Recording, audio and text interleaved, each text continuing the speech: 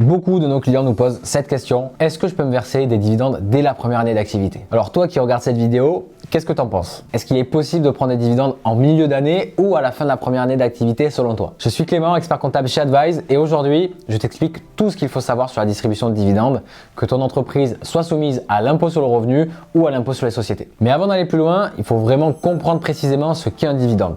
Pour ceux qui le savent déjà, ça vous fera juste office de rappel. Un dividende, c'est la partie des bénéfices générés par ton entreprise qui est distribuée aux actionnaires. Si tu es l'associé unique comme dans une EURL ou dans une SASU, eh bien du coup l'intégralité des dividendes te sont distribués à toi, rien qu'à toi. Si vous êtes plusieurs associés, eh bien les dividendes ils seront répartis en fonction du nombre de parts détenues par chacun de vous. Prenons un exemple concret. Imaginons que ta société affiche un bénéfice net comptable de 20 000 € et que tu choisis de distribuer 50% de ce bénéfice sous forme de dividendes. Du coup, si tu es seul, tu vas recevoir 10 000 € de dividendes bruts. C'est aussi simple que ça. Et si l'entreprise compte plusieurs associés, chacun recevra une part des dividendes proportionnellement à sa participation dans le capital social. En résumé, les dividendes, c'est une façon de te récompenser pour ton investissement dans l'entreprise. Alors maintenant, on va regarder dans quel cas tu peux te verser des dividendes. Il y a deux conditions surtout à respecter pour pouvoir te verser des dividendes. Premièrement, ta société, elle doit avoir réalisé un résultat positif. Ça semble évident, mais c'est quand même fondamental. Pas de bénéfices, pas de dividendes. C'est aussi simple que ça. Si tu distribues des dividendes alors que l'entreprise elle est en déficit, eh bien ça pourrait non seulement nuire à sa santé financière, mais en plus c'est considéré comme un abus de bien social, ce qui entraîne une sanction pénale. Deuxième condition à respecter, le capital social doit être intégralement libéré. Dans une SASU ou une SAS, tu as la possibilité de verser seulement 50% du capital social à la création de la société, et dans une SARL ou une EURL, tu peux verser seulement 20% du capital social. Ça peut être une option pour ceux qui veulent afficher un montant important au niveau de leur capital social, mais qui n'ont pas de quoi le payer au moment de la création.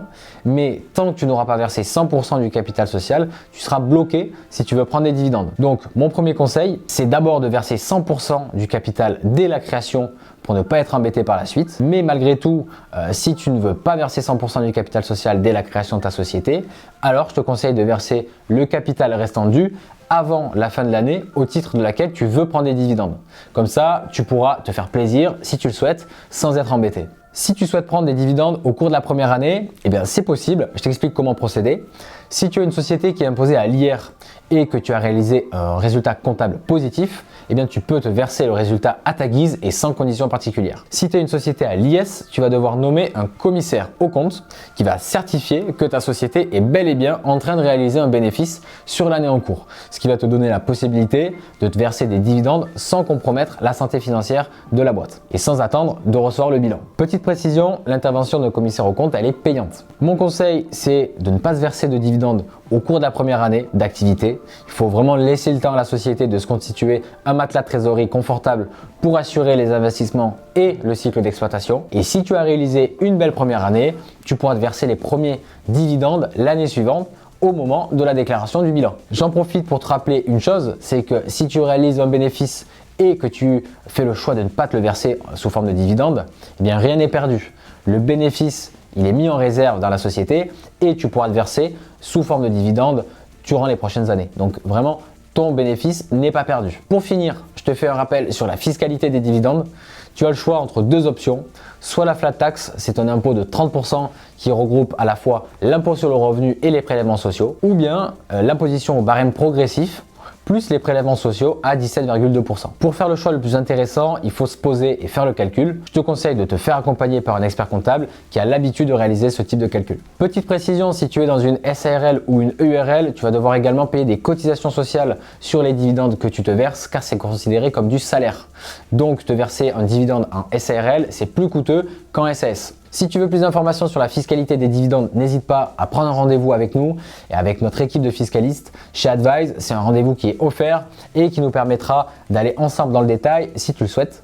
Le lien pour la prise de rendez-vous, il se trouve dans la description de la vidéo juste en dessous. Pour finir, voici mes conseils. Si tu envisages de te distribuer des dividendes dès la première année, tu peux faire le choix de raccourcir l'année fiscale pour clôturer ton exercice comptable plus tôt.